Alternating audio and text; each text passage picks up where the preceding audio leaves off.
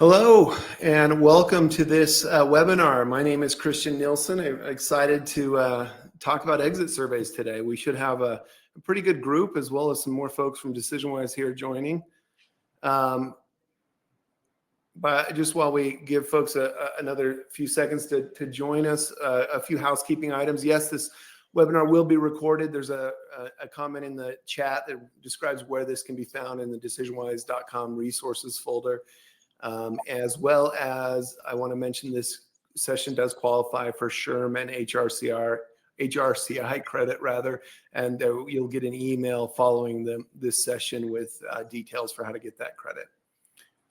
Christian, can you see me now finally? Can you hear me? I can see and hear you. Great, I'm here. So I'm not going to touch the thing. So the hardest part of this whole experience is over now. We're good to go. So as I mentioned, we are here to talk about exit surveys. And as always, we welcome some participation in the chat. We've got a lot of expertise in the folks that attend these sessions. So we love to learn from your experience as well as unique needs you have with your exiting employees and the offboarding process. So periodically we'll have some chat questions that we'll throw out there on the screen, but feel free to engage with us and with each other in that chat. Where we're headed today, we'll do quick introductions. In fact, let's just do that right now. I mentioned my name's Christian Nielsen. My background is organizational development and employee listening. Love talking about surveys and exit surveys as they relate to the employee experience. And I'm joined by DecisionWise President Matt Ride. It's good to be with you. Similar to Christian, have a background here with OD as that's what we did for many years at our company. And then we've undergone a digital transformation and started offering and selling our own technology platform. And that's been a fun ride for both Christian and I, but we love to get on and talk about the science, the people science of what we do. So good to be with you. Thanks, Matt. And I love seeing all the locations of where folks are dialing in from today or calling in or joining from. So we've got some good geography represented. So keep those coming in the chat. It's great to see. Where we're headed, we're going to talk a little bit about why exits matter, not just exit surveys, but exits as an employee event. Go into overview of exit surveys, some key considerations for getting it right, designing the instrument, and then we'll finish by talking about some guidance on working with exit data, as well as some time for Q&A on the back end of the conversation. So why employee exits matter, not just the surveys. We want to talk about the actual exit event. So I wanted to throw it out to the group.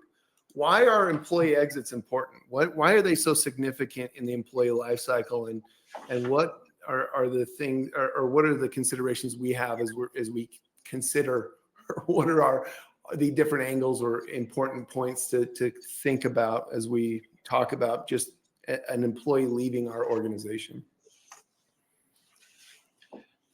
You know, and Christian, while people start populating in the chat, but it's interesting. Exits are really a great place to sort of tell us how well is our employee experience working, because for whatever reason, and some of them are totally normal. Their spouse got a job somewhere else and they're moving across the country, so they're leaving. Like, we have a lot of reasons why people leave, but there are those where the experience just didn't work for them, and we can take this opportunity to understand why and decide what we can do about it if we need to do anything.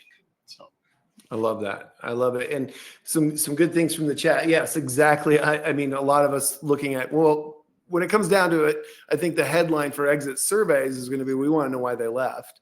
And we'll talk about that. But also I like that Adrian called out, a lot of employees feel valued that you took the time to hear from them. And I think that's an important aspect. We want to consider the actual experience of the exiting employee.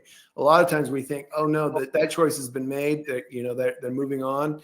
We want to extract some information for those staying, but there's a real need to also consider what experience are we creating on their way out the door. I love that. Christian, both you and I worked for Big Four, and on purpose, they need us to exit. There's such a tight pyramid in those organizations.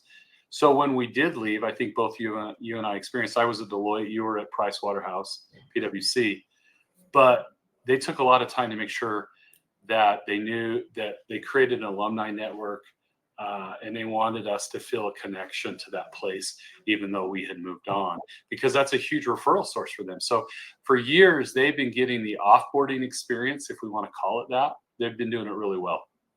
Yeah. Yeah. It's a really good point. And even just considering, you mentioned those big four, they rely on some healthy turnover. There's interesting things happen when there's no turnover. I like to compare it to a pond that doesn't have a stream going out of it. And, things can stagnate if we don't have some turnover, but really understanding. And in most cases, and a lot of this, the reason we're here is to talk about how do we retain the talent we want to, and how can we learn from those exiting employees? Some really great comments in the group. We'll come back to some of these here. I put a few notes just to add to the conversation. And many of you called this out. It's a unique opportunity to gather honest feedback.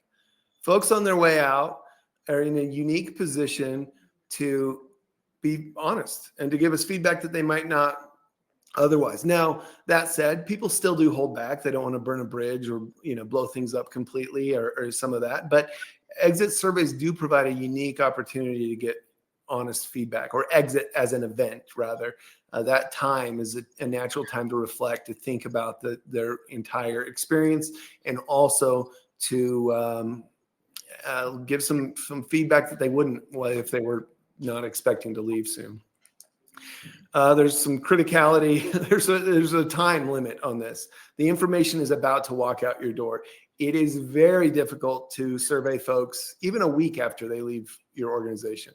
Much easier to get that feedback while they still have a company email, before they've turned in their computer or left the organization.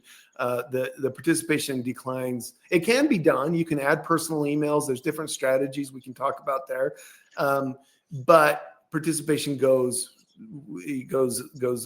way down after they've walked out the door. And as many of you mentioned, exits hold the keys to preventing future turnover.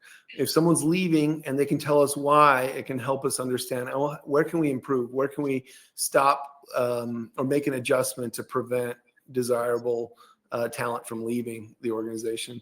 It helps us identify key areas to improve the EX and employee engagement. So it's not just turnover, but it's the total employee experience. And also we can find ways to drive deeper engagement. It's all very related, of course.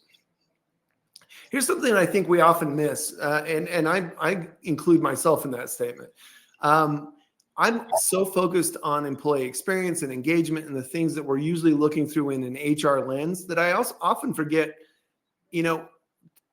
talent is walking out the door. They may have some operational improvement ideas for us. And so we can tap their expertise for that before they leave. How else can we improve? And by the way, we in HR are always looking to connect the dots for other executive audiences, and our chief operating officer would love to see some of this information flow in, as well as just to paint this as very strategic across the organization. So something to consider as you think through exit data. Christian, to that point, this is data that, when they're upset because they lost a key employee or something, that's when they really want this information. So sometimes they're not interested in this type of feedback when things are going well, but this is an opportunity really to sort of deliver some key insights to operational leaders and really prove value and show and help them get better.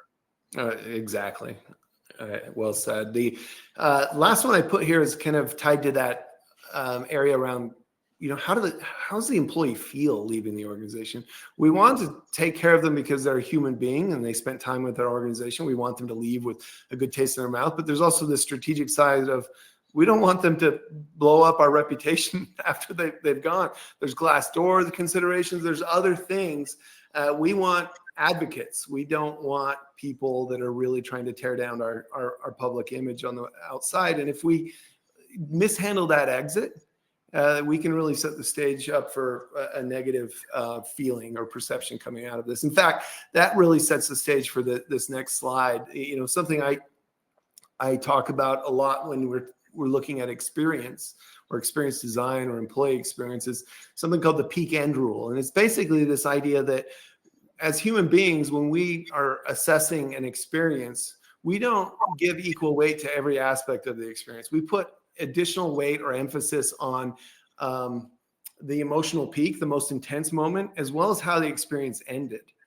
And so as we're thinking through employee experience, getting the exit is very important because they weight that exit. I could have had a tremendous time working in an organization, but if those last couple weeks of my experience were really sour, then it really paints the whole experience through that lens. And so we want to make sure we get exits right. We want to make sure that we understand, the exits matter more to the employee than I think a lot of times we realize. And then a quote I know, Matt, you and I both love from Maya Angelou, and I'm sure if you've attended our sessions, you've heard this before, but it bears repeating. I've learned that people will forget what you said, people will forget what you did, but people will never forget how you made them feel. I love that. I like to think about that across the entire employee life cycle, but in this conversation around exits, if we were 99%, throughout their tenure, but got the last few weeks, few months of their experience wrong, or even the last day as they walked out of the organization, that sticks with them. People have long memories for that. And it's important to realize that there are an increasing number of boomerang employees. Yeah. People come and go. And so making sure that this experience is the right experience as they decide to transition, we want to be supportive, we want to be helpful, and it's a reason for them to have a positive impression and want to come back possibly in the future. This is a really great point on the boomerangs. I more and more I've seen some really great leaders in HR just adopt boomerang as part of the plan. Some organizations of a certain size can't promote people every day, and they can't invest in their growth and development.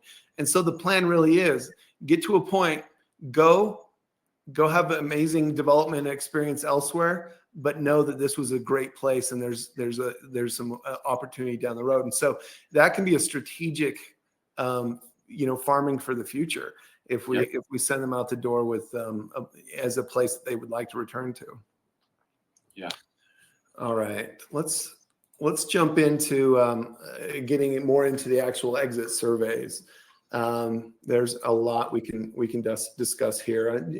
Talking about the life cycle, and I know there's a lot of different versions of this, or a few different labels and different sections, but I do like to talk about how exits fit into the whole life cycle.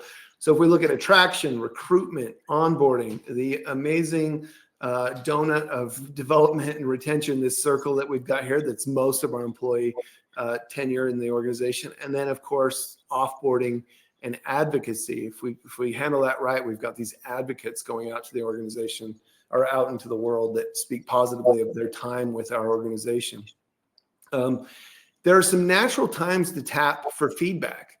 It's not like customer experience. Customer experience, we're doing more at the transaction. We're doing a lot of, there's more opportunities to get these little moments in here. And with our employees, we need to be really strategic. When does this make sense to ask for feedback? And these life cycle moments are a really great guide. So some of the more common areas with recruitment, candidate surveys are very common. Onboarding, we frequently see new hire surveys, and sometimes we see multiple surveys in that onboarding time frame. For example, a lot of our clients, we use a process survey as well as an outcome survey. Did we follow the checklist? And also, did it work? Did we create the experience we were hoping for during that time? And then, of course, development and retention. This is where a lot of employee listening happens. I threw a few examples up here. I know we could generate a longer list together. But engagement surveys, 360 feedback, especially for that development side, anniversary surveys, or even stay surveys, not on the list, suggestion box, whistleblower, L&D feedback. There's a lot that goes in there. And then, of course, the exit surveys, that the focus of our conversation today. But it's important to not only listen just to listen at these moments, but also know what you're listening for. I think a lot of organizations define what they want their customers to experience and feel, but I don't know if we're always great. We have our values, we have some things like that, but do we know what we want our employees to feel at these different moments? What kind of experience we want to create? We know we want to create a sense of belonging. We want to create engagement and prime them to especially as they come into the organization, prime them and get them excited about what's possible here. But across the life cycle, I think it's worthwhile sitting down and thinking through and defining what do we want them to experience here, so that when you get the feedback back, you understand if you're missing the mark, if you're on track. And of course, there's those lag indicators, engagement, turnover, those type of things. But just a plug for being deliberate in defining what you want them to experience across these life cycle events. And I know many of you do that. One of the great things about our ability to use AI, we have this capability in our platform, and others do too, is with the advancement in large language models and transformers, we can really just ask people, how did you feel when you were at work, and let them tell us.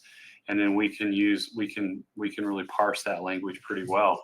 So we need to expand our vision of what an exit survey looks like. And part of that is we can ask about their more than just sort of structured questions. Well, what were the top reasons you wanted to leave? And, we're sort of pre-populating that for them. Maybe we're assuming it's about pay, or maybe, but we can really ask these open-ended questions and pull in some, hopefully some additional context. The other thing is we can do some follow-up where we turn that into more of a conversation than just tell us about your experience. You can say, well, why was that important to you, for example, as a follow-up, using some of the chat features that AI gives us.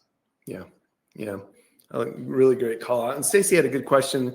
I think it's more for the group there in the chat, but around anniversary surveys. I'll just a quick comment on that from our side.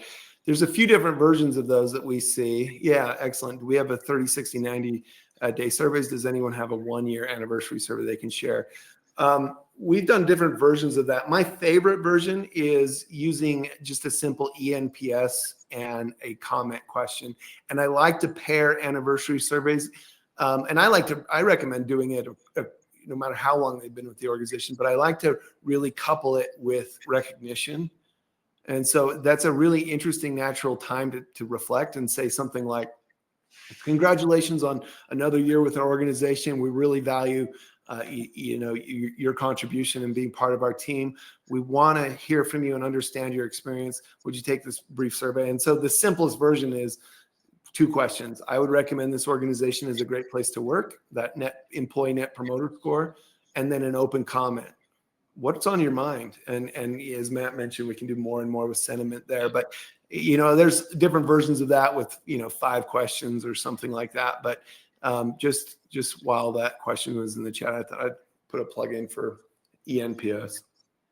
A version that I've seen that's open-ended is, what would have made your first year better? Yeah. These are where we're starting to borrow from the CX world. And so if you want a helpful place to go to look for a different way of thinking about these questions, I would suggest, some searches on the CX side of things. What would have made a difference to you in that first year? Yeah. Good call out. All right. I'm going to keep us moving here. As I mentioned, across that life cycle, there's 2 really good questions that I know many of you think I'm a broken record with this slide, because I throw it in almost every conversation around employee experience. We use it in leadership coaching. What experience are you creating? But across that life cycle, I think looking at these 2 questions, what experience are we creating? And in this context, when they exit, what experience are we creating? And is it the right experience? Well, it's the right experience if it's leading to the results that we're looking for. I know Matt and I are both big fans of this gentleman, W. Edwards Deming, who's kind of revolutionized continuous improvement and manufacturing, and a lot of the reasons I have a Toyota today. But this quote, every system is perfectly designed to get the result that it does. And if we think about that, if we think about exit, okay, we're designed right now, our organization is designed to get the turnover we're getting right now. And exit surveys can help us understand why people are leaving. As the comments kind of stated, that's the number one priority. We want to know why people are leaving so we can change. But there's this concept from manufacturing and continuous improvement and quality that is surrounded from this world of Deming also, which is treasure your defects. And I want to be very clear. I'm not calling human beings defects, but I'm calling it a system. It's a system defect if we don't get the result we're looking for. So if our turnover is too high, if we're losing talent that is valuable and that we want to keep in our organization, or if we're hurting people unintentionally, if they're having a bad experience, they don't feel like they belong, that's a system defect. And it's an interesting way to look at our survey data to really understand, okay, why did this person leave? And of course, that's, I think, intuitively why we're all here talking about exit surveys. And the poster candidate for why retentions can be a true competitive advantage is Costco. If you compare Costco's retention and turnover rates, and their CEO, for all of them, have for years touted this as a key competitive advantage compared to other competitors. They just keep people, and that means their onboarding costs are much lower, and they don't have that institutional knowledge leaving. Yeah. People stick around long enough to do some really great things. And so on. I just wanted to pause. There was a question. I think it was Bianca saying, hey, we have people struggle to, complete the exit surveys. What can we do? And Jessica responded that you want to send them something quickly. And you can send them even before. If it's a scheduled departure, you can send exit survey links before. You can send it after. It's helpful to think about whether you want to use text invitations. Now there's some issues there. When they're no longer your employee, some of the text anti-spam laws apply. And so we'd want to talk to you about that. But sometimes there is power if you have a large workforce in actually having human-based or humans reach out and then conduct the interview. We call it CATI, computer assisted telephonic interview, where they're actually completing it. We're getting it inside the system, but it's done. And those rates are often higher when someone's reaching out, but you're having to deploy a call center at that point. So you just have to think about that. I'm reminded of a client I had years ago that had a large transportation department, or they were delivery drivers, and they had a hard time getting them to complete an exit survey because when they quit, they just didn't show up to work. And a lot of times it was just, they just didn't come back. And so, they did some interesting things where they had company and personal emails, they had phone numbers and did some of that, but it's a struggle. Even when, in the world of engagement surveys, we're, shooting for 80%, north of 80% participation. With exit surveys, the sad reality is a lot of times it's hovering around 30%. And that's when it's going well. And so we do, we're always on the lookout for different methods and channels and ways to get that feedback. But we recognize that different roles and work environments can make it very difficult. So, Matt's point on CATI and those telephonic interviews, another way to do a survey is you fill it out as part of an interview, exit interview. And you basically do it with and that's the key. Is it's great to have exit interviews, but you want to have like an open link where a manager could go in and follow the interview script, because then they're inputting directly into the system so that we're capturing the feedback for analytics. If we just say, hey, take notes, then we've got to go through the struggle of capturing those notes and seeing if we can get them into the system. And at that point, that's probably too much of a burden. But if you give them a link and say, here's our standard exit interview, and they'll follow it and complete it right as they're chatting with someone, that's amazing, because then that's just right into the system. And I've seen some great versions of that are tailored to the culture and the team. They'll someone in HR fills it out. I've seen them do the interview and then hand them a tablet with the survey already opened, and they can complete it there. But there are different ways to get there. But it is a challenge because when people are on their way out, sometimes they're not always excited to invest some time in leaving feedback. And how do you position it too, in terms of, saying, hey, this is something we really need your help on, and asking for it that way is good too. I will also say, well, we'll have a slide for this here in a bit. I'm getting ahead of myself. Yeah. All right. Some key considerations for exit surveys. And this is a list, but there are others. So light up that chat with your expertise as well. So I pulled a chart from some of our, just a sample from our system there. But purpose and scope, why are we doing this? It's kind of the question I asked up front. And a lot of times it's so we can prevent undesirable turnover in the future is the number one. But, be as specific as possible. We're losing too many frontline employees in this department, or we have a problem getting talent in this area, so retention has become even more important. Just knowing where your problem areas are and where, will help you design the process and get it right. But in general, just reducing turnover is reason enough, of course, but the more specificity you can bring to this, I think the better. One thing along that line for process, this is a good chance to ask, did someone talk to you about your health insurance coverage post leaving, so that you can meet your COBRA compliance requirements? And so you can find out if that's happening, or follow up. If they mark no, then you can see if something slipped through the cracks. And sometimes that's a good way to do it, is to reach out.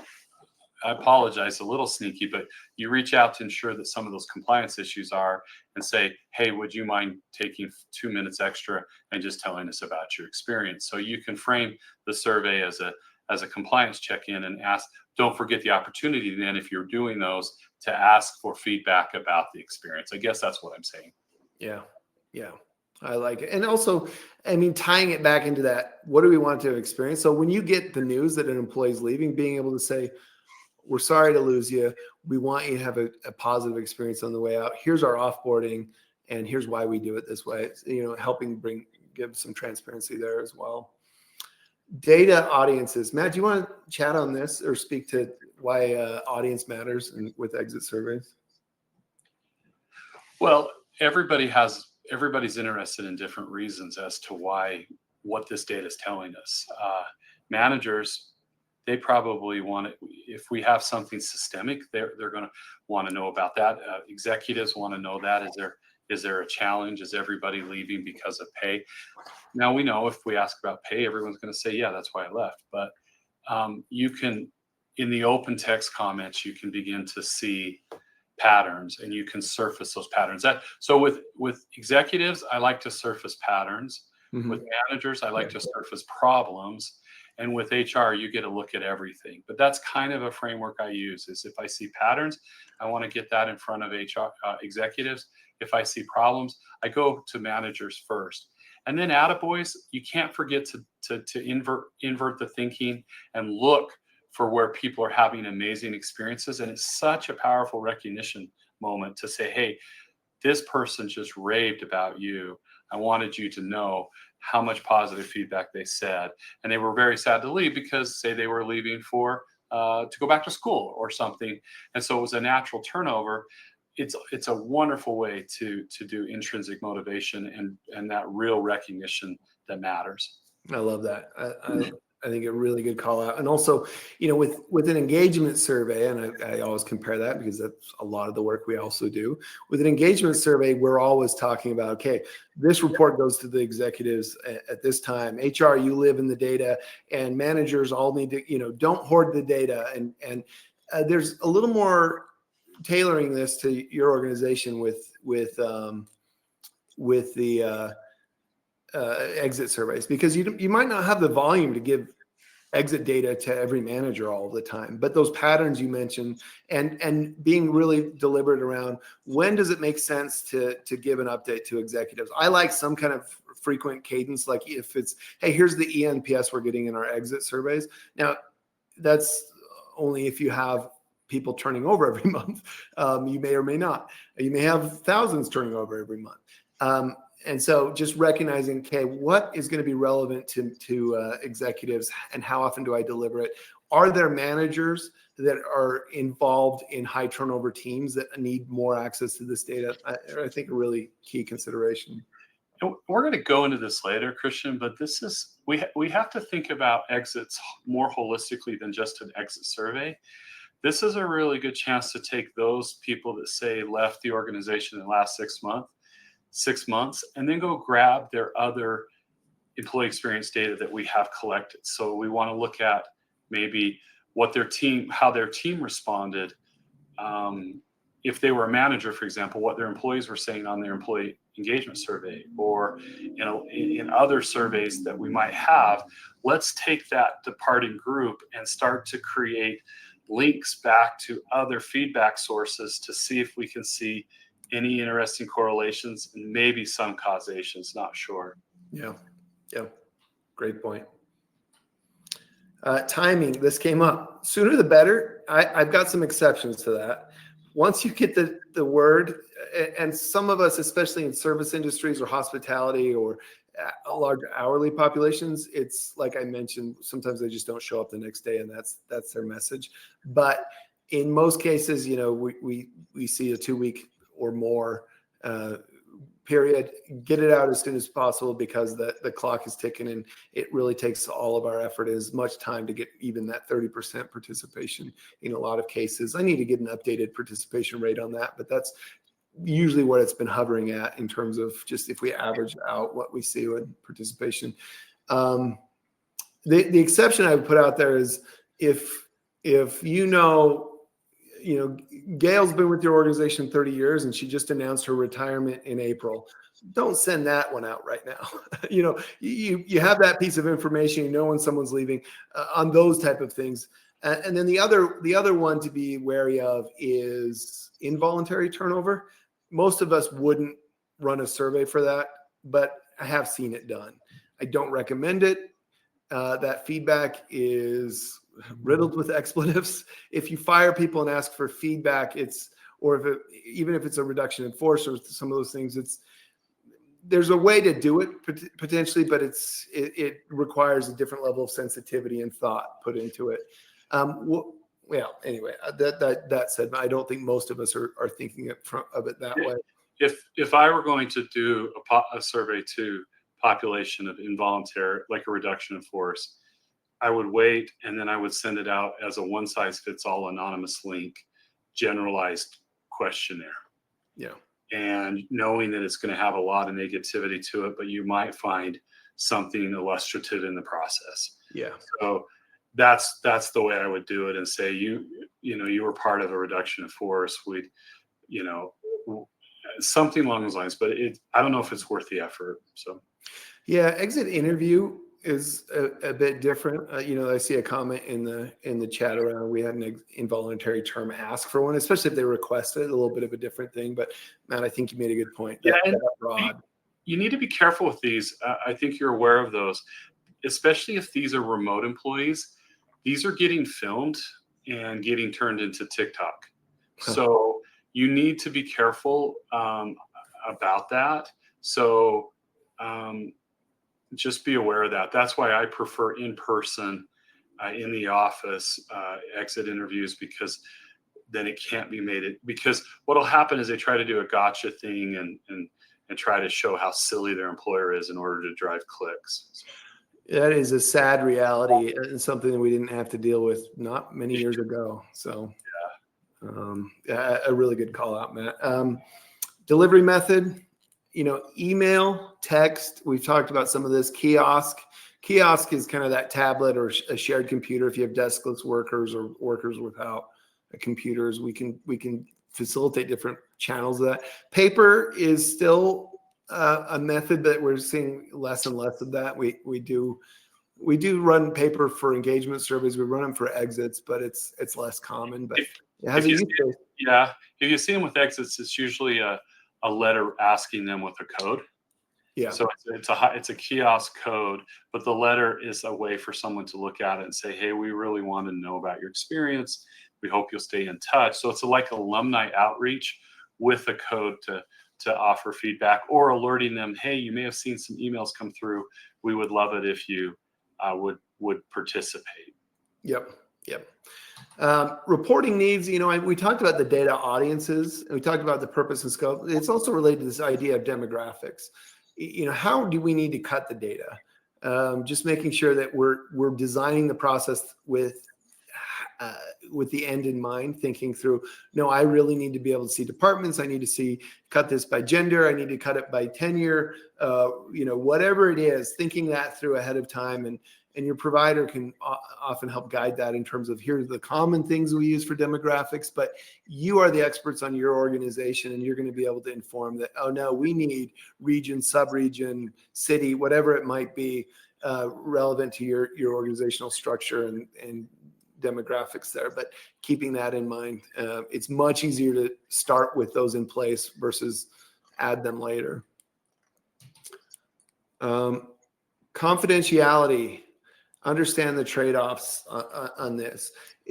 Exits are unique in our world because most of the time we are defenders of confidentiality and protecting employee in our role as a employee listening platform.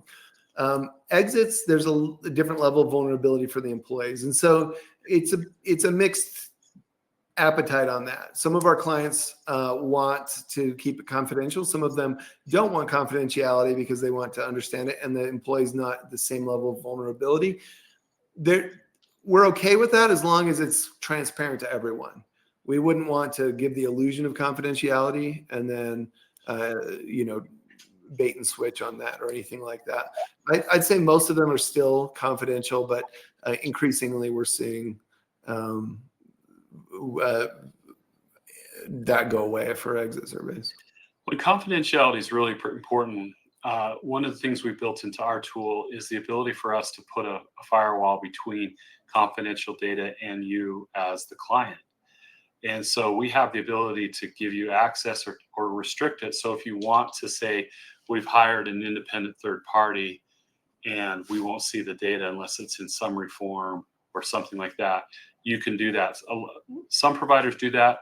That's a downside when you're doing it yourself through some tools like Qualtrics or others, because obviously they're not set up to do that. But that's one advantage of our platform, which is you can actually choose special islands, special data islands, I call them, where you can have that data live, and it just lives with us so that we can sort of be a buffer between you and your workforce. That's a really good point. And another thought I have on confidentiality is we have, and seeing all the comments in the chat around compliance, we have a number of clients that make their exit survey confidential, but there's a section at the end if there's a whistleblower concern or a compliance issue and they want to report that. And so I've seen a few of our clients where we've set it up so that they can take the confidential exit survey, but they have an opportunity at the end to say, I have a compliance issue I want to report. And then they can choose in that section to disclose their identity or not. And then there's a workflow behind the scenes that emails the compliance department and either gives them just the information or gives them the information and the identity. So there's some interesting things you can do with workflows to try to have the best of all worlds. Exit surveys are not intended to be whistleblower or compliance hotlines, but that said, it's a natural time. If I've had those issues and I haven't told anyone, I want to get that out, and the organization has an interest in learning about that. So that can be something to consider including in your exit survey. Expected volume. This impacts a lot of it. If you have 2 or 3 people turn over a quarter, that's very different than 10 a day. If we see a lot of large organizations that have 5,000 call center employees. Well, you can imagine what turnover is like there, and that's a different volume. And the volume also dictates, how you're going to report to your different data audiences and some of those things. But thinking through the volume and that side. The larger the audience, the more opportunity you have to use statistical sampling. Yep. Sometimes it's an okay tool to employ if you're looking for general trends. So we're always trying to balance the work and the effort versus what the quality of the data we get back. So sampling can be effective for large organizations with lots of hourly workers, like some of our retail clients and things like that. Just sampling can be okay. Well said. The other thing around the statistical opportunity with large volumes is you have critical mass to involve and direct managers. And I want to clarify, it doesn't mean you don't send out the link to everyone, but you can use sampling to get a representative idea of the data, or if you were doing interviews or anything like that where the work is harder. But you can always send out a link to anyone to ask them to give you feedback. We're not suggesting don't send something. So. Yeah, good call. I think it's a nice time to pivot into, let's talk about the actual instrument. What do we include in the survey design? I kind of jumped on the compliance piece. That's a consideration, but let's talk more about the actual survey itself and designing the survey. So I think I got another group question here. What should we measure in the survey? I mean, what type of questions, what type of categories, themes, topics make sense in an exit survey? I'd love to hear from the group on this. Yeah, and while the group populates that, I want to talk about, there are two main questions that we can ask. One, we can ask them to tell us how they felt about something. So we're asking for their inner thoughts. Christian, you like to call this perceptions, attitudes, and beliefs, right? Mm-hmm. We can ask for that. But the other thing we can ask for is the observance of behaviors or frequency of things that took place. You can ask, how many times a year did you have a meaningful conversation with your manager? That's a behavior question. It has different value to us as researchers. So don't forget that it doesn't always have to be, how did you feel about something? It could be how often. You could put a frequency range and say, how often did you have a one-on-one with your manager? Yeah, that's a really great call. I want to see what comes in here. Kelly mentioned supervisory relationship, training resources. I think a lot of us would agree with that. For the sake of time and also just priming the conversation, I'll throw some of our lists up there as well. Enablement, did they have the tools they needed to do the job? Tools and resources and training. Safety, physical and psychological safety. Did you feel safe while you're working here? And by the way, different industries put different emphasis on this. Healthcare, manufacturing, utilities. Top of the list. Safety is so critical, but obviously safety has a component in every workplace.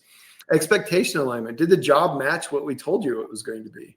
Especially with short tenure. People got in, got out. Why'd they get, this is often, if they were sold a different bill of goods, or at least they thought they were, this is something to probe around. Kelly mentioned length of service benefits. You had those up there. And that's where you don't want to ask about, were you satisfied? But you could ask them to stack rank the top 3 things that they valued most and 3 things they wish they could change. That will be different than just saying, satisfied, very satisfied, neutral. Change up your scale if you can in order to solicit different information. I love the comments here. Shelley, a great one. Do you feel our agency fulfills its mission and vision? That's a really great one. I didn't call it out here. I've also seen, do you feel our leaders live our values? There's a lot of different things you can do around the mission, vision, values side of this, and especially important, in any organization. But I think some industries people join because it's more of a calling.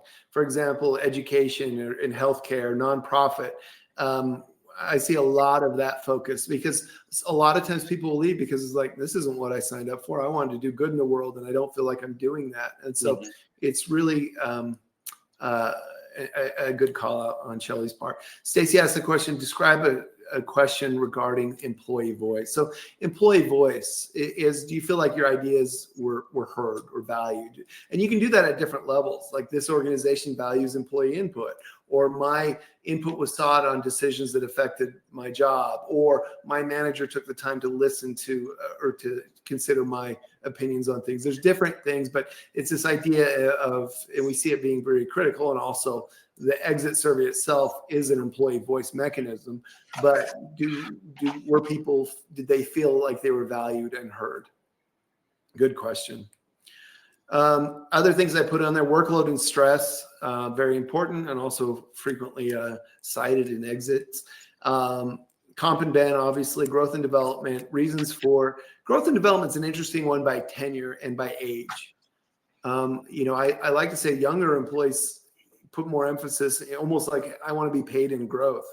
Where some of us further along in our career, that's less of the priority, but not always, I'm generalizing, but it is an interesting thing to do some of those demographic cuts with.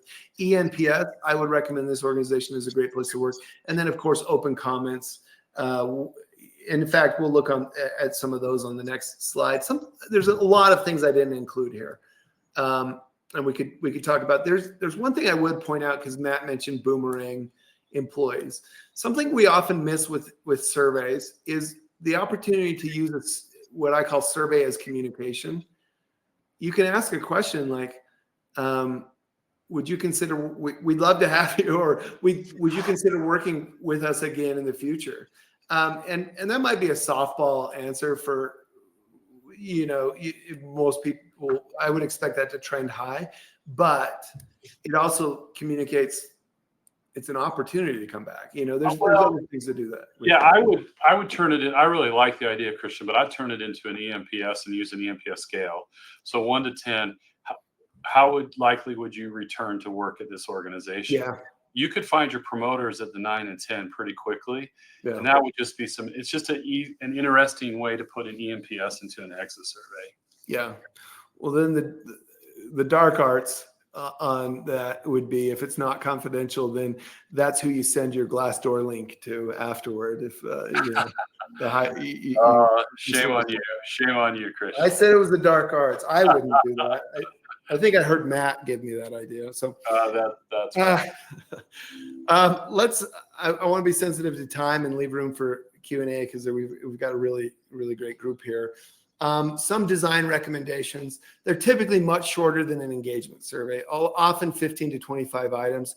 Your results may vary. You may have a real case to go shorter, to go longer, a partner that can help talk through some of those design considerations. But if I'm generalizing, 20 seems to be a real nice sweet spot. People don't want to hassle with 60 questions on their way out the door. Yeah, and also, one page, don't have multiple segments, because people will bounce really fast. Yep. Show them all you want to ask them in one scroll, so they don't feel overwhelmed. Yeah, a status bar in the survey taking experience is counterproductive, especially for exits. Show them, here's everything we're going to ask you, and there's the submit button, and you're done. And in the request, often say, this should take less than 2 minutes, or whatever it is. So go shorter if you can. This is not a place to stuff questions. It'll really hurt participation. Yeah, exactly. Often there's a need to do a mix of the max. That's a tough one. Trisha's asking, what's the max questions you'd recommend? I would 15 to 25 is a good range. Anything above 30, I start to think you're pushing the boundaries on this. 5 to 10 minutes is kind of what you want to shoot for in terms of survey. And I would rather get participation up. So, Trish, my view is stick to the 15. That's my view. But yeah, I agree. A mix of scale types. This is what we recommend in most of our exit surveys. 10 to 20. I'm breaking Matt's rule there, but 10 to 20 items using a 5-point agreement scale. That's the big section around all those topics we just talked about. One ranking item. The ranking item that we use is, please rank the top 3 reasons that you're leaving this organization. And then we have items that we frequently see, but you'll know what items to include based on your experience of why employees have left. For example, I had one healthcare client that had us put parking in that list because that was a unique need. And we're in the middle of Utah. Parking's abundant. That's not a concern for most organizations here, but in major metropolitan areas, that is a concern. So a ranking question. I love an EMPS question. Matt mentioned we even using the same 0 to 10 scale for, would you, for that boomerang question, but I would recommend this organization is a great place to work. And then we typically recommend 2 open comment questions. What did you like best about working at this organization? And what did you like least? I actually like to frame that more positively. I like to say, what would have made your experience working here even better, to try to just kind of keep it on the upswing there, but something in that spirit. So we get those comment questions. What went well? What could be better? So this is interesting too, because we recommend 2 open-ended comments. And for a while, we fiddled with just one question, just very broad. Tell us about your experience. And then we tried to use sentiment analysis to sort of say, okay, this is a positively framed sentiment. This has negative sentiment. But sometimes having the 2 questions actually causes people to give you more information.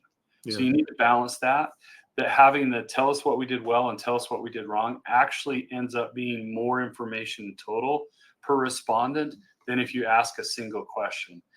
And I'm leaning towards now just automatically pre-framing sentiment, if you will, with a positively framed question and a negatively framed question. Yeah, that's where I'm leaning towards. I'm in the same camp on that. And then the other thing I like about that, what did you like best about working in this organization? I use that for recognition and tuning the culture.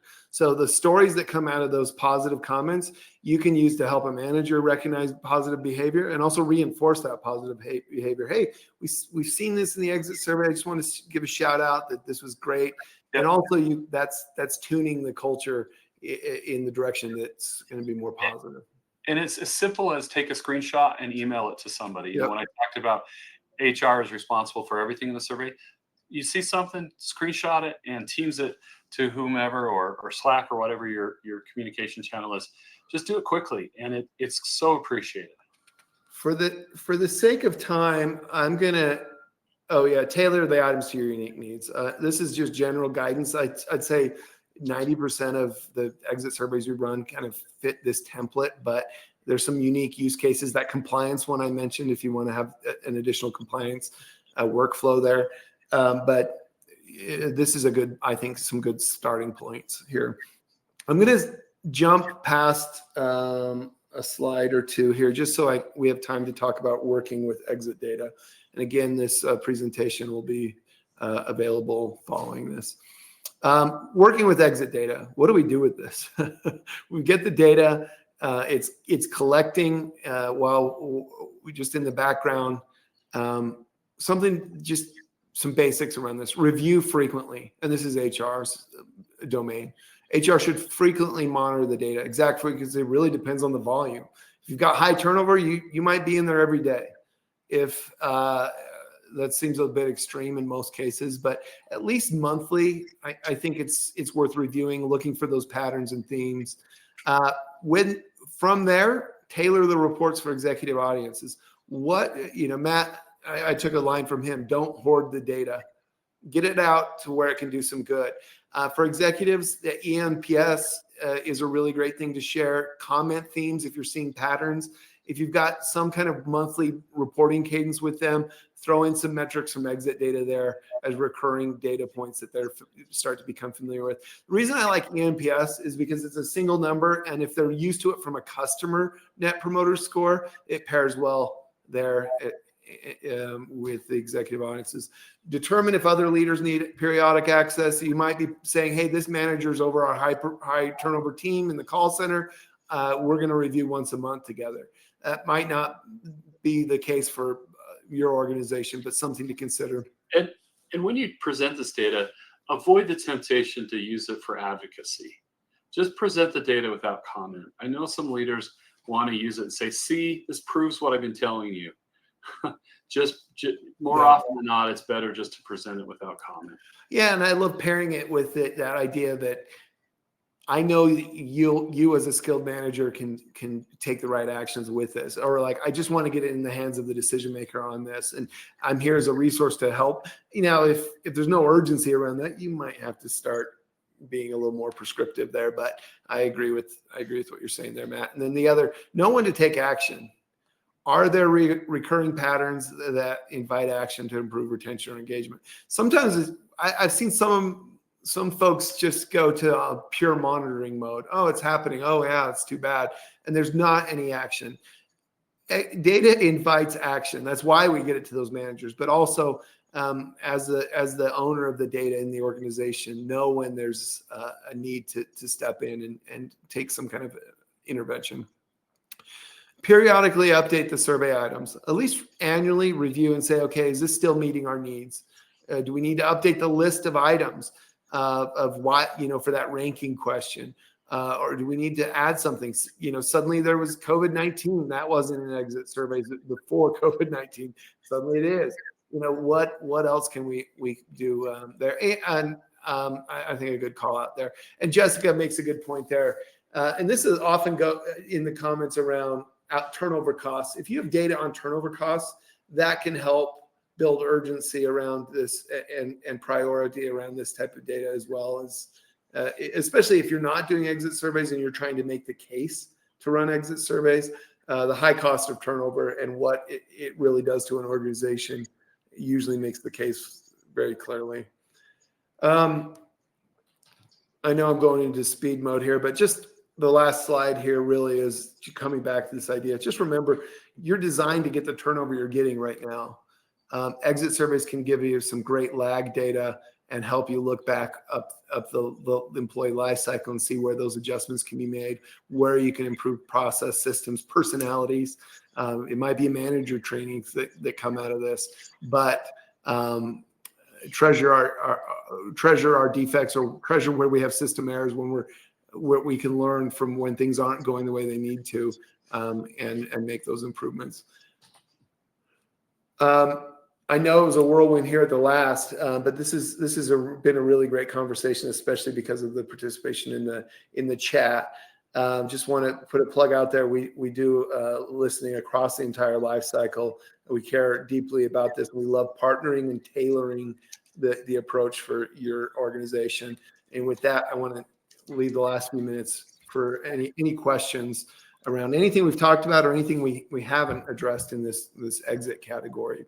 I just threw my email in there. I've seen exit surveys used in a really unique use case, which I'm not going to go into, but we had an area where we had a lot of bad things taking place, and we used exit surveys in order to identify if we had hostile work environment in one scenario, and some things where we wanted to see, were you observing behaviors? Or did you observe this? Did you observe this? So it has to be done with care, but if anybody ever has a particular need like that, my email's there, and you can reach out for any other reason too. So feel free to reach out always. Yeah.